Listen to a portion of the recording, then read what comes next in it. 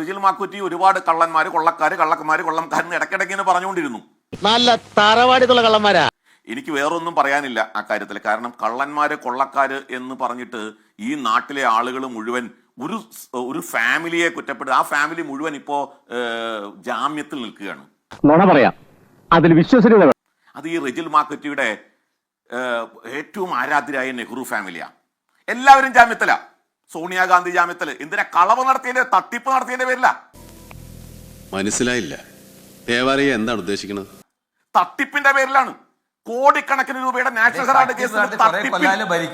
മോനെ, ഞാൻ മുഖസ്തുതി പറയാന്ന് വിചാരിക്കരുത്. ഉളുപ്പുണ്ടോ? രാമന്റെ പേരിൽ കട്ട് മുറിച്ചിട്ട് ഉളുപ്പില്ലാണ്ട് നീ ഒന്ന് ഈ ജന്മത്ത് നന്നാവില്ല. ആ പപ്പുവിടെ പട്ടായയിലാണോ ഇപ്പോ? പപ്പു എവിടെ പോയി? പട്ടായയിലാണോ? ശശികല വിഷകല എന്ന് വിളിച്ചപ്പോ വേണ്ടപ്പെട്ടവരെ കുറിച്ച് പറയുമ്പോ നിനക്ക് വിഷമം തോന്നും.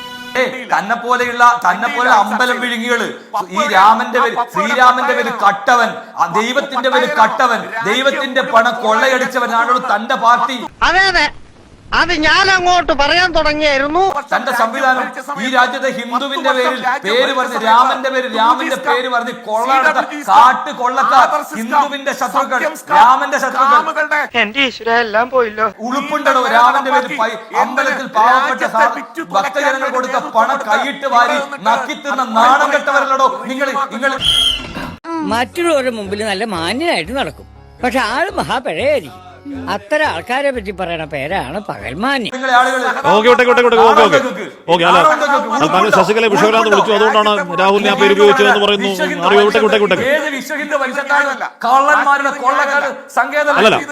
ഞാൻ പറഞ്ഞതിന്റെ പൊരുൾ മനസ്സിലായോ? മനസ്സിലായി. ബാബു, ശശികല വിഷം തുപ്പുന്നത് പോലെ ഈ രാജ്യത്ത് ആരാ വിഷം തുപ്പുന്നത്? വ്യക്തിപരമായ ആരോപണങ്ങൾ വേണ്ട. പാതയിൽ കുടുങ്ങിയ ലിഫ്റ്റിന്റേതുപോലെ എന്റെ അവസ്ഥ. താഴോട്ടുമില്ല മേളിലോട്ടുമില്ല. വ്യക്തിപരമായ ആരോപണം വിട്ടേക്ക്. ഷാറി ബാബു, പക്ഷേ തിരിച്ചു പറഞ്ഞിരിക്കും. ഷാറി ബാബു, താങ്കൾ പറഞ്ഞ നാഷണൽ ഹെറാൾഡ് കേസ് ഇപ്പൊ എന്തായി? എവിടെ എത്താതെ കിടക്കുകയാണ്? ഒന്നും ആയിട്ടില്ല. അത് പിന്നെ താങ്കൾ പറഞ്ഞ ഓരോരോ അഴിമതി ആരോപണം, സൂര്യാവട്ടെ ആദർശാവട്ടെ, ഒന്നും എവിടെ എത്തിയിട്ടില്ല. Nothing doing.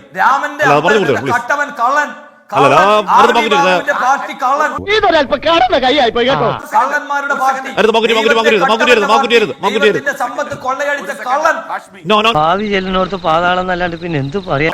പറയാനുള്ളതെന്ന് വെച്ചാല് ഈ അസ്വസ്ഥത ജനങ്ങൾക്ക് മനസ്സിലാവും. കാരണം എന്ന് വെച്ചാൽ അത് റോബർട്ട് വധര അടക്കം കേസിലെ പ്രതിയാണ്. ഇപ്പോ ഹാഷ്മി ചോദിക്കുകയുണ്ടായി കേസ് എന്തായെന്ന്. കേസ് എന്താ?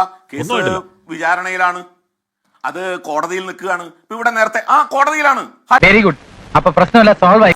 കോടതിയിലാണ്, തർക്കിക്കാൻ നിൽക്കരുത്.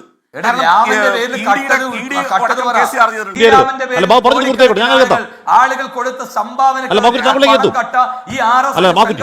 ആളുകൾ പണം ദൈവത്തിന്റെ പേരിൽ കട്ടതിനെ കുറിച്ച ചോദ്യം. എന്റെ ചോര കണ്ടാലേ ഇവനൊക്കെ തൃപ്തി വരും. കട്ടവരെ ഈ രൂപത്തിൽ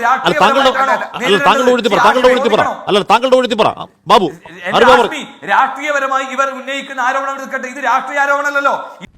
സ്വാമിയുടെ ഈ വക ബുദ്ധി ഒന്നും ഇവിടെ ചെലവാവില്ല. ദൈവത്തിന്റെ പേരിൽ പണം അടിച്ചു വരുന്ന ശരി, ഓക്കെ. അറിബാബു, രാമന്റെ പേരിൽ പണം കോടികൾ കട്ടുപിടിക്കുന്നതും ഈ പറയുന്ന അഴിമതിയാരോട് ഒന്നല്ലെന്നാ. കടിക്കുന്ന പട്ടിക്കാണെ കൂടെ എന്റെ കാര്യം പറഞ്ഞാൽ മനസ്സിലാവും. ഇവന്മാര് പറയുന്നത് വിട്ടേക്ക്.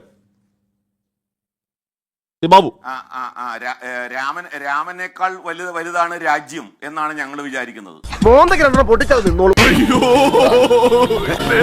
ആ രാജ്യത്തിന്റെ സർവ്വ മേഖലയിലും കൊള്ള നടത്തി രാമന്റെ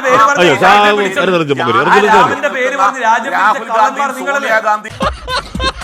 രാമനെ കുറിച്ച് പറയാൻ ഇവർക്ക് എന്താ അവകാശം? രാമൻ ജനിച്ചതിന് തെളിവുണ്ടോ എന്ന് ചോദിച്ച ആൾക്കാരാണ്. രാമൻ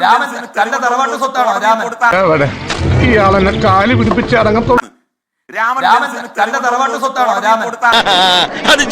ഭഗവാനെ, എന്റെ സമയം ഭയങ്കര ആളാണ് ഈ കുട്ടിയുടെ നേതാവാണ്. രാമൻ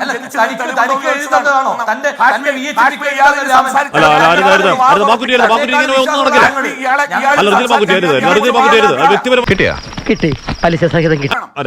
സാമാന്യ മര്യാദയില്ലാതെ സംസാരിക്കുന്നോ? ഒരു ചർച്ചയിൽ പാലിക്കേണ്ട ഒരു മര്യാദയില്ലേ? രാമനെ കുറിച്ച് പറയാൻ ചോദിക്കാൻ നിങ്ങൾ ഇവൻ എത്ര കിട്ടിയാലും മതിയാ. അല്ല ഹാഷ്മി, ഞങ്ങൾ വിശ്വസിക്കുന്ന രാമനെ കുറിച്ച് ഞങ്ങൾ ചർച്ച അല്ല പോട്ടെ ഞാൻ ഇവൻ അവരൊന്നും പറയല്ലേ നമ്മൾ നമ്മളെ മയ്യത്തെടുക്കാൻ നേരായോ നിങ്ങൾ കബഡി വരത്തി വെച്ച നോക്കി പരിശുദ്ധമായ ചർച്ച ചെയ്തിരിക്കുകയാണ്. ഇവനെ അവനൊന്നും വാക്കൊന്നും ഉപയോഗിക്കില്ലേ? നമുക്ക് അതല്ലാതെ രാഷ്ട്രീയം പറയാലോ. ശരി, നമുക്ക് അതല്ലാതെ ആരോപണം ഉണ്ടെങ്കിൽ രാഷ്ട്രീയം പറയാം. ശരി, ഞാൻ ഇടപെടലേക്ക് പോയിട്ട് ഓടി വരാം. ഞാൻ വിശ്വാസിയാണ്. ഇങ്ങനെയൊക്കെയാണ് കാര്യങ്ങൾ പോകുന്നെങ്കിൽ എന്നെ ഇനി ഈ ഭാഗത്ത് കാണൂല.